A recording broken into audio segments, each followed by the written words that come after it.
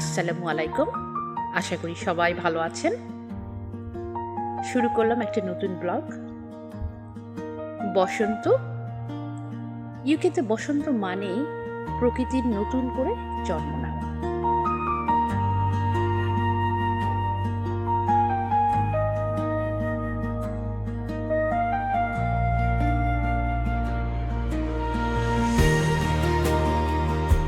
শীতের ধূসর শহর হঠাৎ করেই রঙিন হয়ে ওঠে।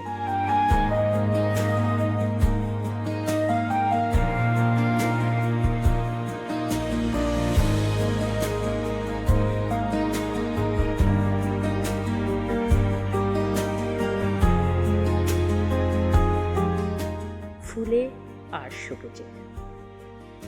রাস্তার পাশে, পার্কে, নদীর ধারে যেদিকেই তাকান শুধু ফুল আর ফুল। সবচেয়ে সুন্দর লাগে চেরি ব্লসম। গোলাপি আর সাদা রঙের চেরি ফুলে ভরে যায় পুরো গাছ। দূর থেকে দেখলে মনে হয় গাছের ডালে ডালে তুলোর মেঘ বসে আছে। হালকা বাতাস এলে ফুলগুলো ঝরে পড়ে, মনে হয় গোলাপি তুষার পড়ছে। লেকের পাশে দেখা যায় নানা রকম জল ফুল, লোটাস। শান্ত পানির উপর ভেসে থাকা সাদা আর গোলাপি ফুলগুলো চারপাশকে করে তোলে আরো শান্ত, আরো সুন্দর। সবুজ ঘাসের ওপর ছোট ছোট রঙিন ফুল, হলুদ, বেগুনি, নীল, সাদা, যেন প্রকৃতি নিজেই রং দিয়ে ছবি এঁকেছে। আজ আকাশটা ছিল অসাধারণ সুন্দর। নীল আকাশ, তার মাঝে ভেসে যাচ্ছে সাদা মেঘ। সূর্যের আলো, নরম হালকা ঠান্ডা বাতাস, একদম পারফেক্ট বসন্তের দিন। এত সুন্দর প্রকৃতি দেখার পর আমরা চলে এলাম টেমস নদীর তীরে। আজ আমরা টেমস নদীতে বোটে করে ভ্রমণ করব। আমরা উবার বোট বাই থেমস ক্লিপার্সে বোট যখন ধীরে ধীরে নদীর উপর দিয়ে চলতে শুরু করলো, তখন লন্ডন শহরকে অন্যরকম সুন্দর লাগছিল। নদীর দুই পাশে বড় বড় বিল্ডিং, ব্রিজ, মানুষের ব্যস্ত জীবন, আর মাঝখান দিয়ে শান্তভাবে এগিয়ে চলছে আমাদের বোট। পানির উপর সূর্যের আলো ঝিলমিল করছিল। বোটের পেছনে সাদা ঢেউ তৈরি হচ্ছিল। মনে হচ্ছিল আমরা যেন শহরের ভিড় থেকে দূরে অন্য এক শান্ত পৃথিবীতে ভেসে যাচ্ছি। আমরা গ্রিনউইচ পিয়ার থেকে বোটে উঠে উলুইচের দিকে গেলাম। নদীর উপর দিয়ে এই ভ্রমণটা খুবই শান্ত আর সুন্দর একটা অভিজ্ঞতা। উলিচ পৌঁছে আমরা একটু ঘুরে দেখলাম চারপাশটা। তারপর আবার গ্রিনউইচে ফিরে এলাম। পার্কে কিছুটা সময় কাটালাম। গ্রিনউইচ জায়গাটা খুব সুন্দর।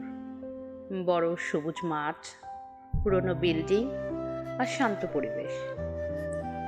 বাচ্চারা দৌড়াদৌড়ি করছিল, খেলছিল, হাসছিল। এদের হাসি আর এক সুন্দর বসন্তের দিন, সব মিলিয়ে মুহূর্তটা খুব সুন্দর ছিল।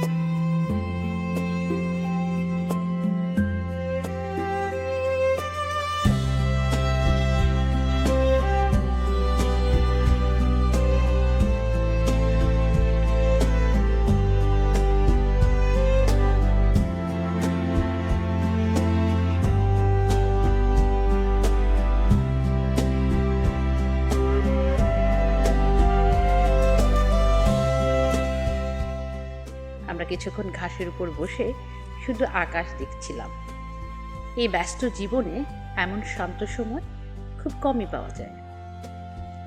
দিনের শেষে মনে হলো জীবন আসলে এমন ছোট ছোট সুন্দর মুহূর্ত দিয়েই তৈরি।